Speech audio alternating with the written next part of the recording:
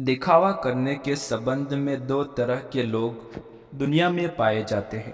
एक तो वो जिनके पास धन संपदा होती है तब वो दिखावा करते हैं, और दूसरे वो जिनके पास कुछ भी नहीं होता, उनके पास धन संपदा भी नहीं होती। कहने का अर्थ, उनके पास कोई भी ऐसा गुण नहीं होता जिससे लोग उनकी प्रशंसा करें, इसलिए वो झूठ बोलकर दूसरों से अपनी प्रशंसा करवाना चाहते हैं। वो दिखावा करते हैं कुछ होने का, लेकिन उसके अंदर कुछ होता नहीं। जो लोग अपने गुण या फिर अपनी धन संपदा के कारण दिखावा करते हैं, वो अहंकार के शिकार हो जाते हैं। उनके अंदर अहंकार फुट फुट कर बढ़ जाता है। उन्हें खुद भी पता नहीं चलता, लेकिन धीरे धीरे यही अहंकार उनके जीवन में मज़ा छीन लेता है। और जो लोग कुछ गुण या फिर धन संपदा न होते हुए भी दिखावा करते हैं, ऐसे लोग जीवन में हमेशा दुखी रहते हैं, क्योंकि ऐसे इंसानों की सच्चाई कभी न कभी तो सामने आ ही जाती है।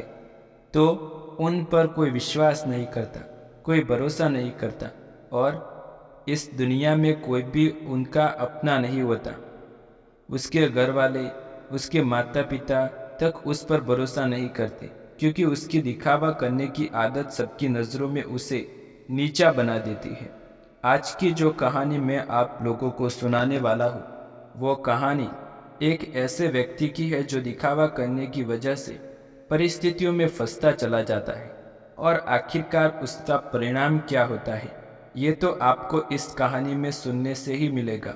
और साथ ही साथ आप इस कहानी में ये भी जानेंगे कि दिखावा करने वाले लोग किस प्रकार अपने आप को बचाया जाए, और फिर आप खुद दिखावा करके कैसे बचे।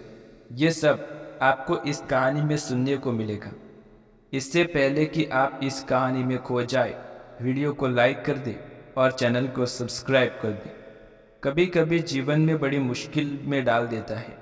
ऐसे ही मुश्किल में रोहन नाम का एक युवक फंसा हुआ था। उसे अपने घर से निकले हुए बहुत समय हो गया था, कई महीने बीत चुके थे।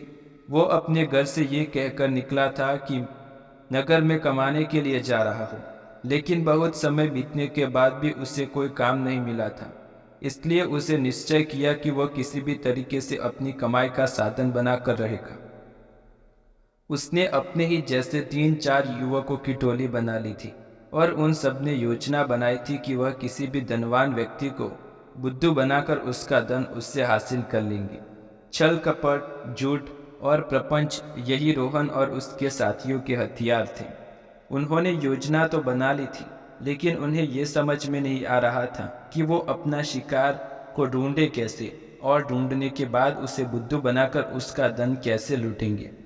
आखिरकार उन चारों ने योजना बना ली। उनकी योजना थी कि वो किसी ऐसे स्थान पर जाएंगे जहाँ पर बहुत सारे अमीर लोग आते हो, और वहाँ पर उन अमीरों में जो भी आदमी सबसे ज़्यादा दिखावा करेगा, उनका शिकार वही होगा। उन्होंने नगर में एक ऐसी जगह ढूंढ ली जहाँ पर नगर के ज़्यादातर अमीर लोग जुआ खेलने के लिए आते थे।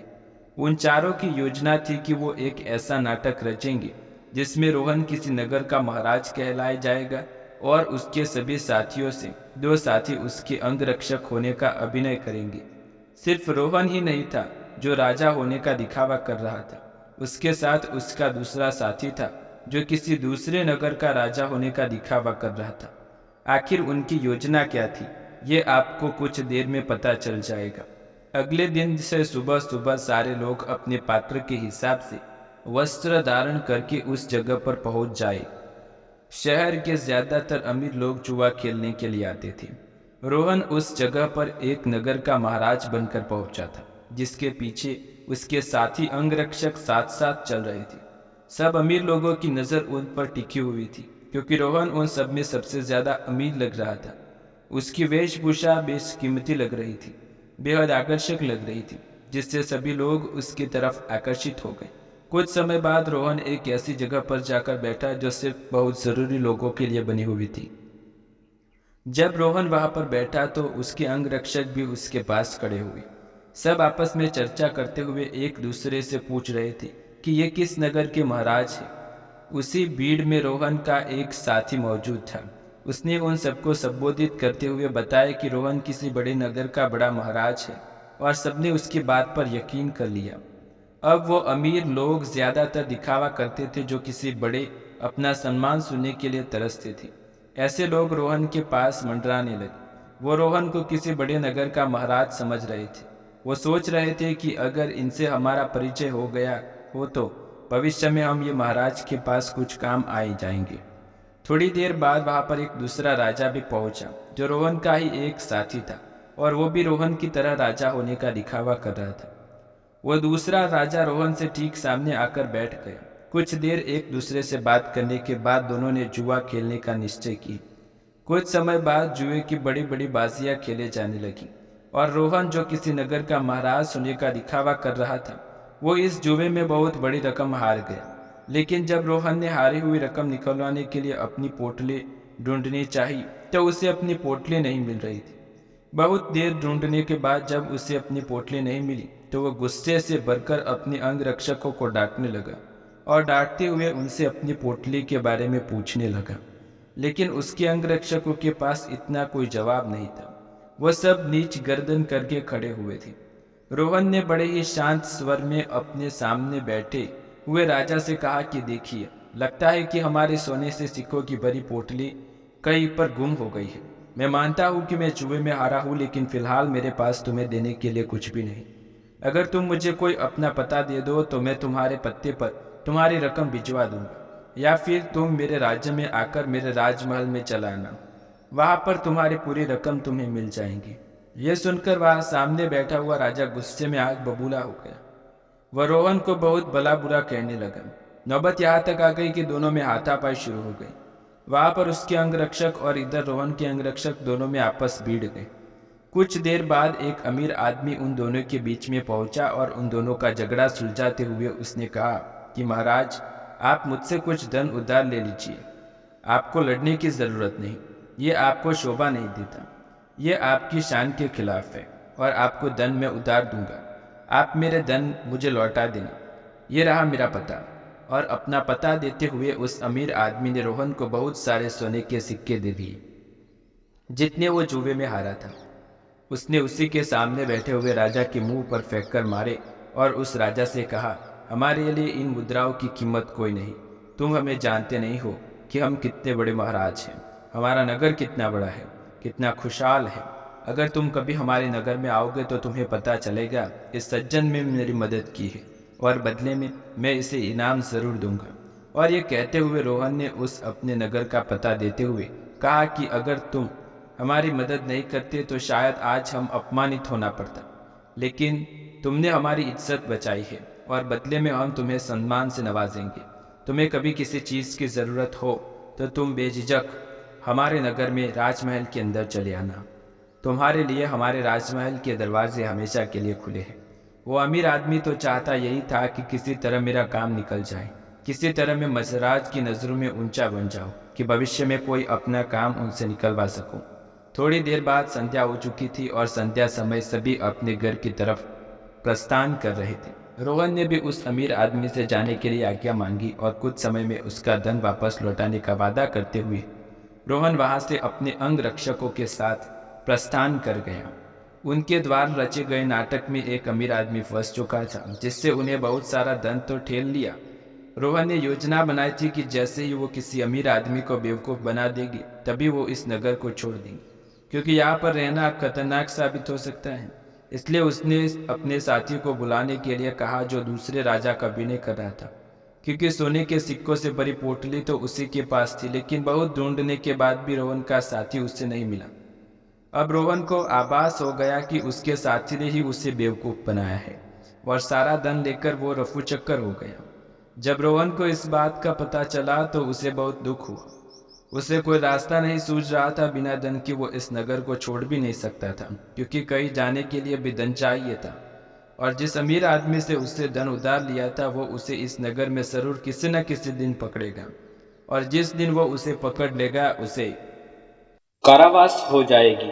यहाँ पर समझने की बात यह भी थी कि वो अमीर आदमी उन लोगों के बीच में दिखावा करने की कोशिश कर रहा था कि मैंने राजा की मदद की है, मैं राजा के कितना करीब हूँ, ताकि दूसरे अमीर लोगों को ये लगे कि इसके संपर्क में बहुत ऊंचे ऊंचे लोग हैं। ये बहुत अमीर और बहुत रईस लोगों के बीच में उठता बैठता है, इससे उसका ओहदा अपने साथियों के बीच बढ़ सके। इसलिए उसने दिखावे की वजह से रोहन रूपी राजा को वो धन उधार दे दिया था। और रोहन तो जैसा कि आप सबको पता है, वो तो इसलिए दिखावा कर रहा था कि किसी को अपना शिकार बना सके। लेकिन वो कहते हैं कि जैसी करनी वैसी बननी, दोनों को दिखावे की सजा मिली। उस अमीर आदमी का धन लुट गया और रोहन को उसे साथी ने बेवकूफ़ बना दिया। कुछ समय बाद रोहन को नगर के दरबारियों ने ढूंढना शुरू कर दिया, क्योंकि उस अमीर आदमी को पता चल चुका था कि उसके साथ छल हुआ है, उसके साथ कपट हुआ है, और वो किसी भी कीमत पर रोहन को ढूंढना चाहता था।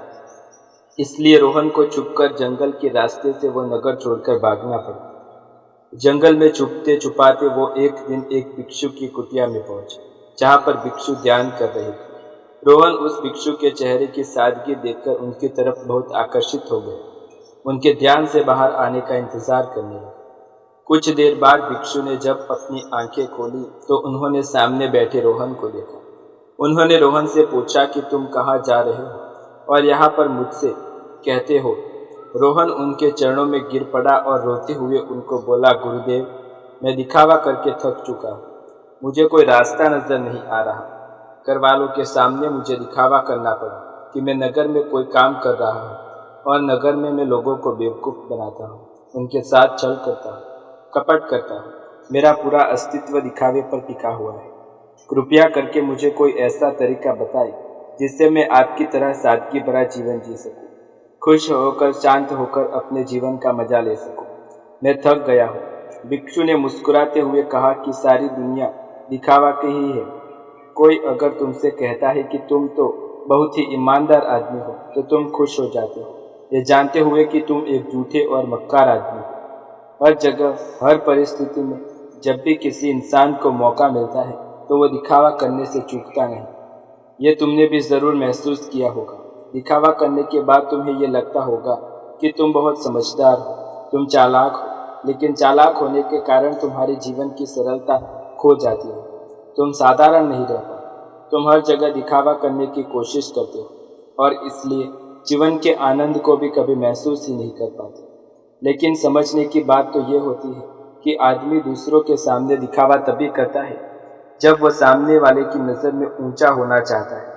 अगर तुम सामने वाले से प्रभावित नहीं होते तो तुम्हें दिखावा करने की कोई ज़रूरत नहीं रहेगी, क्योंकि तुम किसी न किसी तरह सामने वाले आदमी को आकर्षित करना चाहते हो, उसे अपनी ओर खींचना चाहते हो, और यही दिखावे का सबसे बड़ा कारण। लेकिन जो इंसान तुम्हारे दिखावा करने की वजह से तुम्हारी ओर आकर्षित हुआ है, तो कल अगर उसे तुम्हारी सच्चाई पता चलेगी तो वह तुमसे दूर भी चला जाएगा। इसलिए दिखावा करने की वजह अपने भी हमसे दूर हो चले जाते हैं। हमें इसका कभी एहसास नहीं होता और हम अकेले पड़ जाते हैं। आखिरकार हम पाते हैं कि हमारे आसपास कोई भी मौजूद नहीं जिसे हम अपना कह सकें, जिससे हम अपने दिल की बात कर सकें, क्योंकि हर इंसान के सामने हमने सिर्फ दिखावा ही किया है। लेकिन जो इंसान अपने आप को जानता है, अपने एकांत में स्थापित हो गया है, उसे किसी के आगे या जाने से कोई फर्क नहीं पड़ता। वो तो बस अपने एकांत का आनंद उठाता है। कोई आए तो ठीक और जाए तो भी ठीक। वह किसी को आकर्षित करने की कोशिश नहीं करेगा और इसलिए उसका जीवन सरल होता चला जाएगा, साधारण होता चला जाएगा। और जितने सरल तुम बन जाओगे उतनी ही आसानी से तुम ध्यान में प्रविष्ट हो पाओगे। जीवन एक परीक्षा है, लेकिन कुछ लोग उस परीक्षा में संघर्ष नहीं कर पाते और वो लोग एक दिखावे का रास्ता अपना लेते। वो जीवन को पूरी सच्चाई से जीना नहीं चाहते। वो खुद की सच्चाई को भी खुद स्वीकार नहीं करना चाहते। बहुत से लोग होते हैं जिनके अंदर बहुत सारी बुराइयां होती हैं, लेकिन वो अपनी बुराइयों को कभी खुद महसूस ही नहीं कर पाते, खुद स्वीकार ही नहीं कर पाते। उन्हें पता होता है कि उनके अंदर ये कमी है, लेकिन अहंकार व दिखावे के कारण न तो वो अपनी बुराई सामने वाले के बता पाते हैं, न ही खुद को स्वीकार करके उसे ठीक कर पाते। इसलिए सबसे पहले दिखावे की दुनिया को छोड़ो, बनावटी दुनिया को दूर हटा दो, क्योंकि जब बनावटी दुनिया तुमसे दूर होगी तो तुम्हारा मन स्वच्छ हो पाएगा, निर्मल हो पाएगा। जितना तुम्हारा मन निर्मल होगा उतने ही अच्छे लोग तुम्हारे संपर्क में आते रहेंगे और जितना कपटी तुम्हारा मन होगा तो कपटी लोग ही तुम्हें मिलते पाएंगे। हमें वही तो जीवन लोग टकराते हैं जिस तरह का हमारा खुद का नजरिया होता है। अगर हमारा नजरिया साफ और शुद्ध है तो शुद्ध लोगों को ही टकराएंगे, और वही अगर हमारा नजरिया कपट से भरा हुआ है तो हमें धोखे से भरे लोग मिलेंगे जो हमारे साथ भी छल कपट करेंगे। तुम्हें किसी को धोखा दोगे, कोई तुम्हें धोखा देगा, और ये निरंतर चलता रहेगा। इस चक्र से बाहर आने का सिर्फ एक ही तरीका है, किसी को आकर्षित करने की कोशिश मत करो, किसी को जबरदस्ती झूठ बोलकर खुश करने की कोशिश मत करो। बस तुम अगर ये छोटा सा सिद्धांत अपना लेते हो तो तुम्हारी बनावटी दुनिया कब सच में बदल जाएगी तुम्हें पता नहीं चलेगा। साधारण रहकर, सरल रहकर, ध्यान की गहराइयों से अपने जीवन का परिचय करो, तब तुम्हें जीवन के आनंद का पता चलेगा। तब तुम समझो कि जीवन के असली मायने क्या होता है। किसी को बेवकूफ़ बनाना, किसी को झूठ बोलना, जबरदस्ती दिखावा करना, ये जीवन नहीं, ये कुछ और है। ये दुख है, ये संताप है, और यही दुखों का कारण। इसलिए तुम देखो तो सबसे पहले इस पेड़ की जड़ को उखाड़ कर फेंको जो दिखावे का पौधा तुम्हें लग रहा है। और ये कहकर वो भिक्षु कुटिया के अंदर चला गया। उनके जाने के बाद रोहन ने महसूस किया कि उसके जीवन में जितनी भी समस्याएं हैं उसके पीछे मूलभूत कारण उसका दिखावा है। अगर वो दिखावा करना छोड़ देता तो जाहिर सी बात है वो झूठ बोलना भी छोड़ देता। फिर कैसे भी परिस्थिति हो वो सिर्फ सच बोलेगा, और सच बोलने की हिम्मत उसमें आ जाएगी तो उसका पूरा जीवन खुद ही परिवर्तन हो जाएगा। ऐसे विचारों में डूबा हुआ उस जंगल के पार कर गए। तो दोस्तों, कैसी लगी आपको हमारी ये कहानी? कमेंट बॉक्स में ज़रूर बताएं। और अभी तक आपने हमारे चैनल को सब्सक्राइब नहीं किया तो चैनल को सब्सक्राइब करके बेल आइकन ज़रूर दबाएं। मिलते हैं अगले वीडियो में एक नई और रोचक कहानी के साथ। तब तक के लिए दर्शकों, आप सभी का धन्यवाद।